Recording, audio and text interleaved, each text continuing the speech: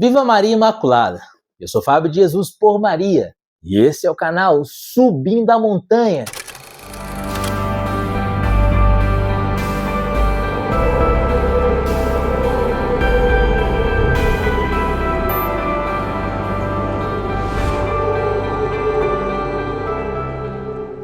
Palavras de vida eterna, o pão da palavra no seu dia a dia, porque não só de pão vive o homem, mas de toda a palavra que provém da boca de Deus.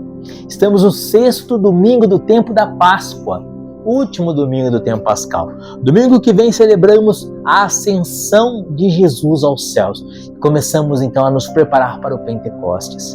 Começamos então a novena de Pentecostes, a mãe de todas as novenas. Você sabe que da ascensão de Jesus aos céus, a vinda do Espírito Santo, se passaram 9 dias. Por isso a igreja reza as novenas. A mãe de todas as novenas é a novena de Pentecostes. E você quer ser cheio do Espírito Santo? Jesus disse: recebereis o Espírito Santo e sereis as minhas testemunhas. Você quer ser cheio do Espírito Santo? Você quer experimentar o poder de Deus no seu coração, o mover de Deus no seu coração? É sobre isso que o Evangelho fala hoje. O Evangelho que a igreja nos propõe nesse 6º domingo do tempo pascal, o último domingo do tempo da Páscoa, está no Evangelho de nosso Senhor e Salvador Jesus Cristo, segundo João, capítulo 14, versículos de 15 a 21. Abra o coração, é uma palavra, é uma mensagem do céu para você. Pelo sinal da Santa Cruz, livra-nos Deus nosso Senhor de todos os nossos inimigos, em nome do Pai, do Filho e do Espírito Santo. Amém. Se me amais, guardareis os meus mandamentos. E eu rogarei ao Pai, e Ele vos dará outro Paráclito, para que fique eternamente convosco.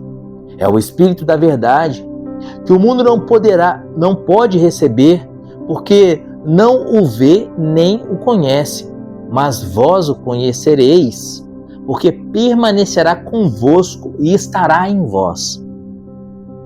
Não vos deixarei órfãos, voltarei a vós, ainda um pouco de tempo e o mundo já não me verá. Vós, porém, me tornareis a ver, porque eu vivo e vós vivereis. Naquele dia conhecereis que eu estou no Pai, e vós em mim, e eu em vós. Aquele que tem os meus mandamentos e os guarda, esse é que me ama. E aquele que me ama será amado por meu Pai, e eu o amarei e me manifestarei a ele. Palavra da salvação, glória a vós, Senhor. Queridos, estamos então nos preparando para o Pentecostes. Esse é o discurso da despedida de Jesus. Esse discurso é fato, Jesus fez antes da sua paixão, antes de ir para o Getsêmani, onde ele teve a sua agonia mortal. É o discurso que Jesus faz na última ceia aos apóstolos. É o discurso que João, o autor desse evangelho, ouviu com a cabeça reclinada no peito de Jesus. É o discurso de despedida. E por que é o discurso de despedida? Mais uma vez a igreja retoma esse discurso nesse 6º domingo do tempo pascal, porque estamos nos despedindo de Jesus, que ascende aos céus no domingo que vem. E passaremos 9 dias esperando o Paráclito. E essa é a promessa que Jesus faz hoje, a vinda do Paráclito. Ele diz assim, versículo 16, eu rogarei ao Pai, e Ele vos dará outro Paráclito, para que fique eternamente convosco. É o Espírito da verdade, que o mundo não pode receber, porque não o vê nem o conhece. Mas vós o conheceis, porque Ele permanecerá convosco e estará em vós. Ele permanecerá convosco. Ele estará junto de vocês. Versículo 16, eu rogarei ao Pai, Ele dará outro Paráclito, para que fique eternamente convosco. Queridos, Paráclito, a palavra Paráclito, muito comumente é traduzida para a gente como advogado, como defensor. Mas o sentido literal, o sentido mais primitivo, podemos dizer assim, dessa palavra, Paráclito, é aquele que está ao lado, está ao seu lado. Sim, para te defender, para te apoiar, para te incentivar, para te proteger, está sempre junto com você. É como se fosse aquele seu amigo, que aconteça o que acontecer, ele está ali ao seu lado, segurando na sua mão. Ele é com você, como o pessoal fala, né? Tamo junto. Conta comigo, estou ao seu lado. Queridos, na nossa luta pela santidade, na nossa luta pelo céu, nós precisamos de alguém que esteja ao nosso lado. Porque nosso inimigo é tremendo. E na verdade, nosso inimigo não é apenas um. Quando a gente fala de nosso inimigo, normalmente a gente pensa no demônio, não é? Sim, de fato, o demônio é nosso inimigo, mas ele não é o único. Nós temos 3 grandes inimigos: o demônio, a carne e o mundo. O espírito do mundo que nos afasta de Deus, a carne que é concupiscente, que tende ao pecado, que gosta dos prazeres e foge da dor, da penitência, da mortificação, e quer viver só em prazeres, em satisfações. A carne que é a louca da casa, que assim como uma louca que se corta, que se destrói, que se mata, que se machuca, a carne só faz para se prejudicar. A carne tende à putrefação, tende à corrupção. Assim você olha para você mesmo. Eu tenho 42 anos, olho para o meu rosto no espelho e vejo que a minha carne já está tendendo à corrupção. Ou seja, com o tempo a gente vai envelhecendo. Com o tempo nossos cabelos vão ficando brancos. Com o tempo vai aparecendo rugas. Isso é um sinal físico que Jesus deixou para que entendêssemos que a carne tende à putrefação. E quando a gente morre, rapidamente a gente entra em decomposição. É um sinal, a decomposição do cadáver é um sinal que Deus nos dá que a nossa carne tende à podridão. Por isso, se nós não refrearmos a carne, ela vai nos arrastar à podridão. Não só a podridão da impureza ou da sujeira ou da putrefação, mas uma podridão muito pior do que a putrefação, a podridão do pecado, que leva a morte má e eterna no inferno. Toda a carne morre. Toda a carne, quando nasce, seja homem ou seja animal, toda a carne, quando nasce, já caminha para a morte. A cada segundo a carne se aproxima mais da morte, a cada segundo a carne envelhece e vai se encaminhando para a morte. Por isso precisamos refrear a carne pelo Espírito. Precisamos ser homens espirituais. A carne é nosso inimigo. Não no sentido de que o corpo é mau. Tudo que Deus criou é bom. Mas essa carne que a gente diz que é nossa inimiga, na verdade não é a carne em si, não é essa carne em si, literalmente, mas é a nossa concupiscência que é representada pela carne. O que é essa concupiscência? É a nossa tendência para o mal, nossa tendência para o pecado, nossa tendência para o vício. Se alguém te dá um tapa na cara, a sua tendência é se vingar com 2 tapas na cara dele. Se alguém fala mal de você, a sua tendência é fazer alguma coisa que possa prejudicar aquela pessoa, nem que seja falando mal dele de novo. Essa que é a concupiscência da carne. Essa carne representa a natureza humana, aquilo que é próprio do homem decaído pelo pecado. Não o homem como Deus planejou. Não o homem como Deus planejou, porque Deus planejou o homem santo e perfeito. E o homem só vai chegar a ser homem de fato, nós só seremos homens de fato quando formos santos. Só seremos humanos de verdade quando formos santos. Por isso essa concupiscência da carne a qual eu me referia, que é representada pela putrefação, não é literalmente da carne em si, mas da concupiscência, da tendência nossa para o mal. A carne é uma grande inimiga. E além da carne, é claro, o demônio não precisamos nem comentar, porque o demônio ele é o autor e o princípio do pecado. E o demônio, por inveja, porque ele perdeu o céu, quer precipitar as almas ao inferno. Por inveja e por ódio a Deus, porque a glória de Deus é o homem, vai dizer Santo Agostinho. E quando o demônio consegue precipitar uma alma ao inferno, é a maneira como ele tem de ofender a Deus. Porque ele não pode tocar a Deus. Deus é eterno e todo-poderoso. Deus vive e habita numa alegria completa e tremenda na Trindade. Deus amor e felicidade completa na Trindade. E porque Ele é amor e felicidade, Ele quer que nós também participemos dessa felicidade do seu amor. Por isso Ele nos convida a ser de santos, como o Senhor teu Deus é santo. Levítico 19, versículo 2.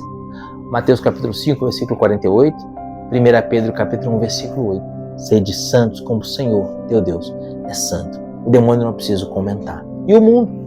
O mundo porque é regido pelo demônio, como o próprio Senhor Jesus diz, o príncipe desse mundo é o demônio. O mundo que é regido pelo demônio, as coisas do mundo conspiram para que nós pequemos. As músicas, as danças, o jeito de falar, a cultura mundana conduz para que pequemos. Por isso precisamos nos refugiar do mundo. Assim como no Velho Testamento haviam cidades de refúgio, hoje nós precisamos também de cidades de refúgio. E essa cidade de refúgio, sobretudo, é a paróquia. Sim, a paróquia é uma cidade de refúgio. E lembra-se, e a palavra paróquia, não lembra de Paráclito? Sim, porque tudo o que acontece na paróquia, tudo o que acontece na igreja, tudo o que acontece na igreja católica, apostólica, romana, fundada por Jesus, em Mateus capítulo 16, versículo 18, quando Jesus disse para Pedro: Pedro, tu és pedra, e sobre essa pedra edificarei a minha igreja, tudo o que acontece, cada movimento da igreja é conduzido pelo Paráclito. E é disso que Jesus está falando.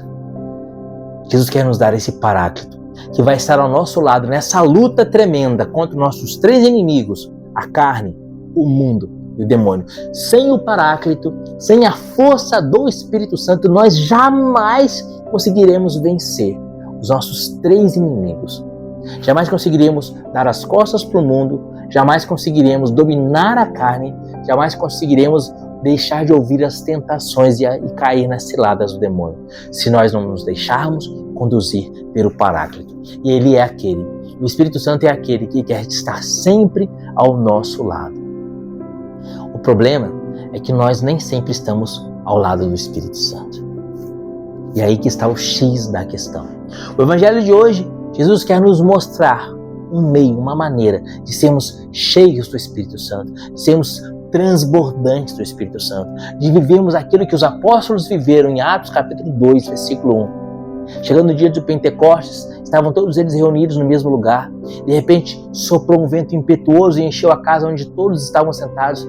E desceu sobre eles línguas de fogo e começaram a falar em línguas estranhas, conforme o Espírito Santo lhes concedia que falassem. Ficaram cheios do Espírito Santo, transbordantes do Espírito Santo. Pedro se levanta, então prega e converte 3.000 pessoas. E ali é o nascimento da igreja. Queridos, como que os apóstolos ficaram cheios do Espírito Santo?